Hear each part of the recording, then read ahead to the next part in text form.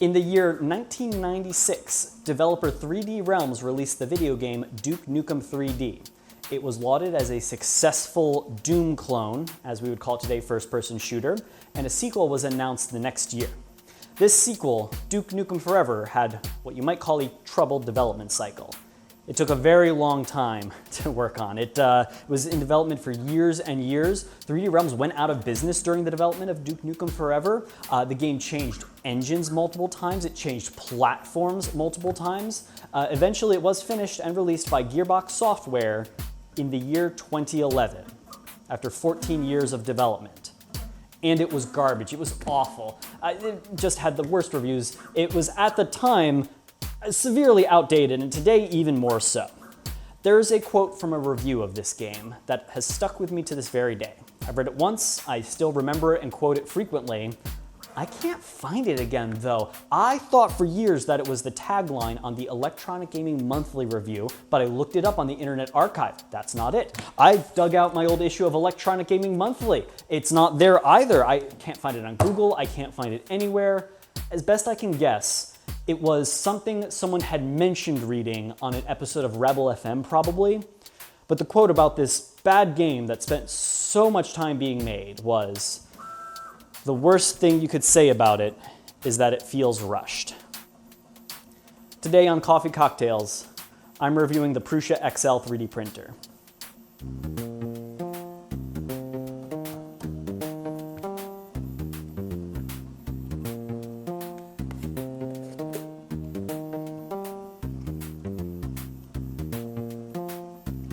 Now the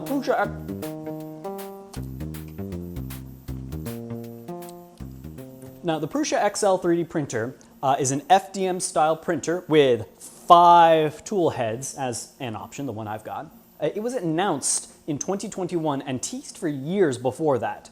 It also had a troubled development cycle, but we had a pandemic in that time. Now, I'm not saying which pandemic, but we did have a pandemic. Hardware manufacturing is really difficult. Taking any object and sending it worldwide, I'm not going to blame any company for the difficulties they faced during that, especially Prusa Research, which manufactures entirely in the Czech Republic and has full tech support and product support, a 1-year warranty. It's really astounding what they do. I think they're doing the right thing, and more than that, the Prusa Research has basically invented the modern 3D printer. 3D printing technology has been around since the 80s in one form or another, but under strict patent and copyright standards that have made producing materials for any home use not feasible, big $100,000 industrial printers, the Prusa company refined and eventually made a printer called the i3 that was cheap to produce, it ran reliably, it kind of just worked as best a printer back then could. And they made the entire hardware and software package for that completely open source. Any company could take that product and make it for themselves and sell it. And more importantly, they could improve it. Fans could improve it. And the next version of the printer, the Prusa company could improve then and has been doing so quite successfully for years. I've met Joseph Prusa. The whole company, I think, is really cool. The XL, my model here, just arrived about a month ago and I've been testing it ever since. I'll cut to the chase. There's a lot that's really good about it. The build quality is excellent. I don't think the price is unfair, but it is steep.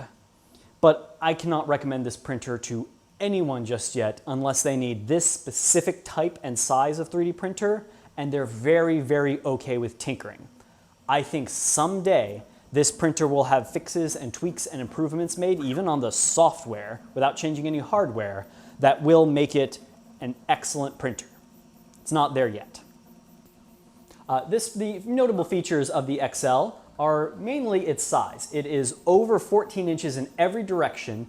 It can print an entire helmet in one piece, and this model has a 5-head tool changer, meaning it can load not just 5 different colors of filament, but 5 different materials. That's why I really want to get into it, because you could print, say, a rigid case with a flexible hinge. You could print a dissolvable support material, or one that pulls away very easily from a tough-to-print part. You could print 2 just incompatible materials together, a flexible grip on a firm handle. The options are really endless here. And the tool changing does work pretty well, but it's also the source of my biggest problem so far with this printer. This printer makes so much blobs and strings and crud and waste, it just gets caught up on itself all the time. As the brass nozzle moves across, it's picking up and putting down little blobs of waste plastic where they shouldn't be, and picking them up and docking them in the tool changer dock. And then another print head is coming along and bumping into them. It often causes parts to be knocked clean off the printer. And it doesn't know that. So it will keep printing away as if the platform it's printing on is still there, making spaghetti into mid-air.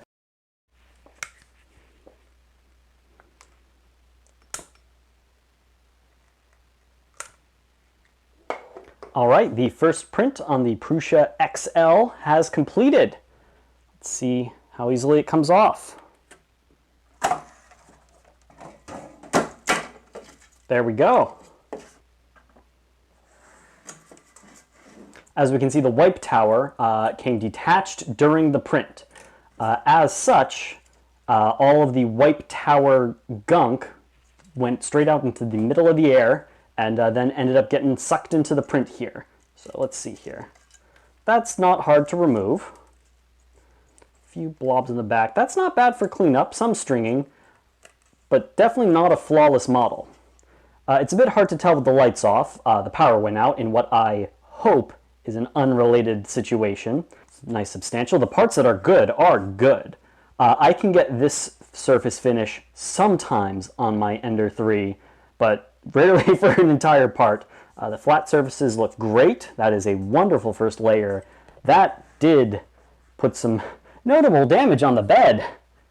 That's the first print with default settings. I'm not sure why that happened. That's not good.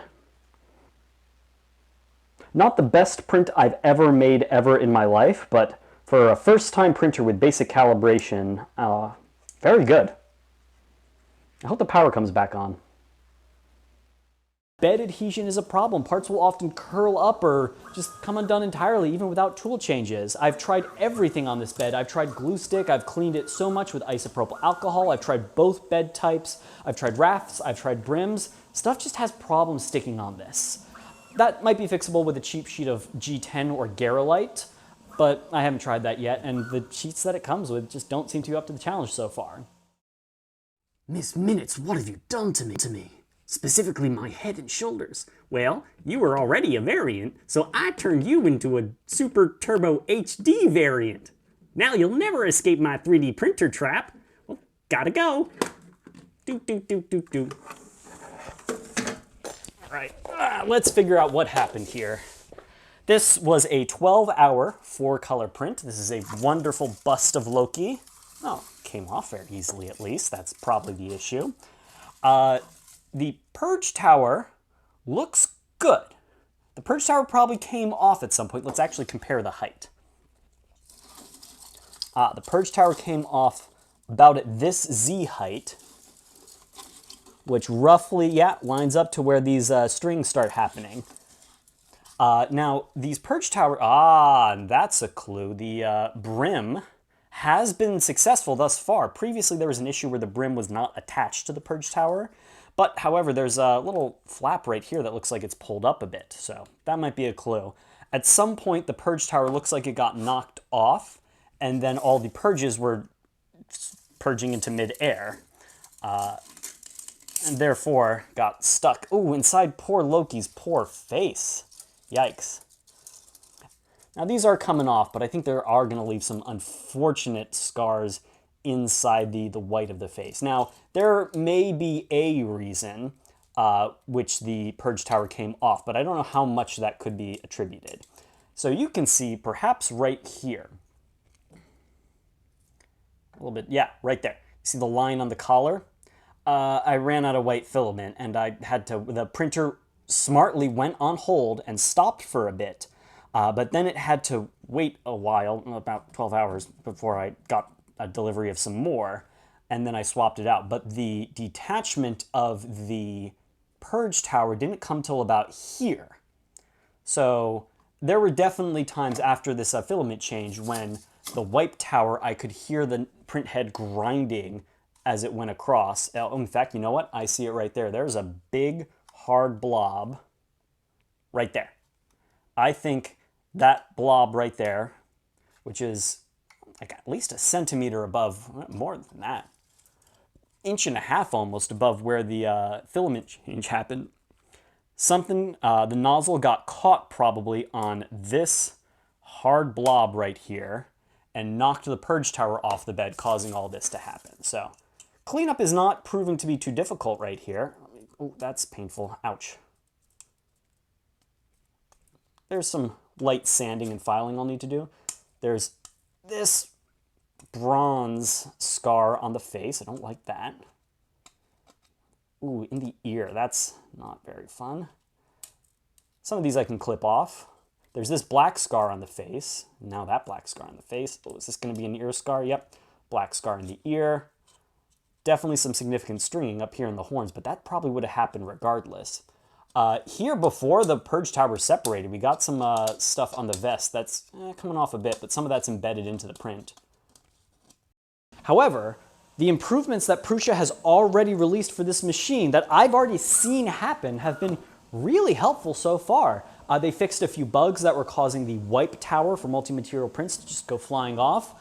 They've increased how it moves along the print surface to make stringing and blobbing less of a problem.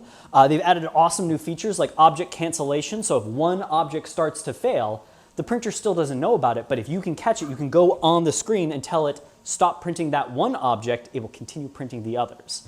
So I'm hopeful that this will eventually be a great printer, but I can't recommend it right now to anyone. Hopefully I'll have a follow-up soon.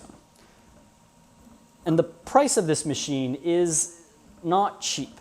This is the single most expensive consumer good I have ever purchased in my life. I haven't paid this much for any of my cars. With taxes and shipping and import fees, it was $4,000. I eventually plan on using this to make products and sell them on my Etsy store, and I've already made a few really wonderful gifts, so I think I'll make my money back on this, but you have to look at this as a tool in a workshop. This isn't something you get just because you want a cool printer. Build quality is excellent. It came very well packaged with over 2 pounds of gummy bears for free. The assembly process was fun. I enjoyed it quite a bit. I didn't have any problems. It took about 4 hours. The instructions were excellent. And it's been going really well.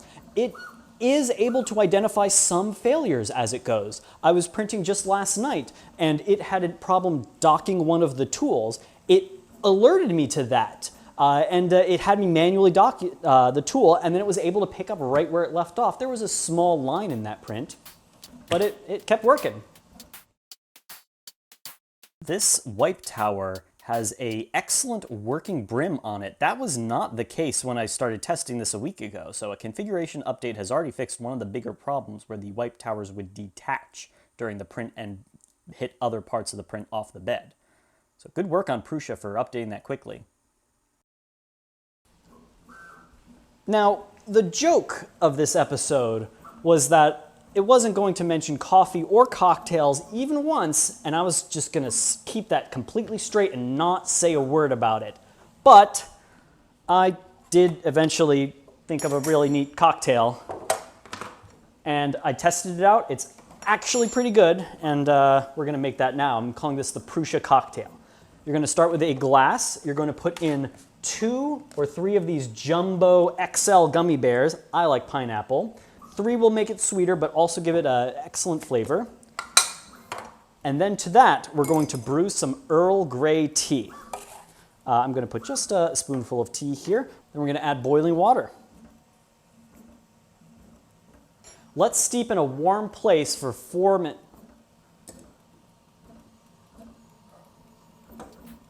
Let's steep in a warm place for 4 minutes.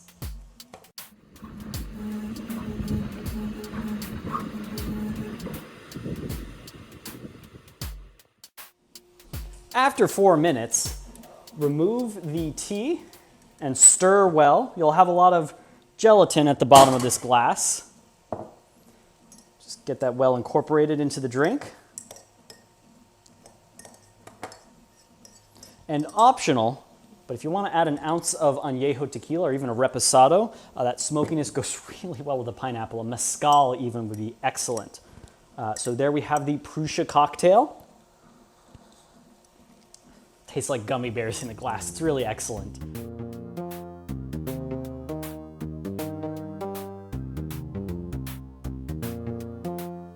Yeah, so that's my review of the Prusa XL. It's a good 3D printer with problems. Hopefully soon it will be a great 3D printer, and that's the thing about open source design. Even if Prusa doesn't do anything to improve this unit, which I'm sure they will, then the community will step in and make their own 3D printed mods and software tweaks and just settings that you can change to know how to fix this. It's kind of exciting being part of a community like that.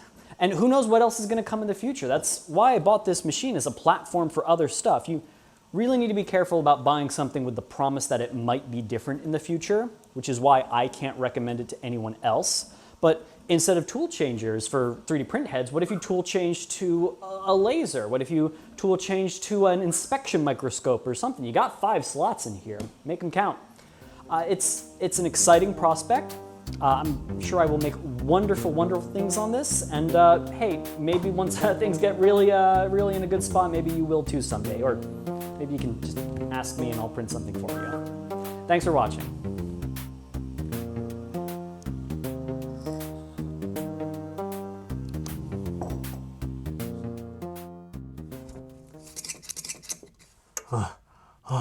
You. Thank you for helping me escape that awful 3D printed trap. Now all we have to do is get out of the TVA. As long as we don't encounter any more trouble, I think it should be... Ah!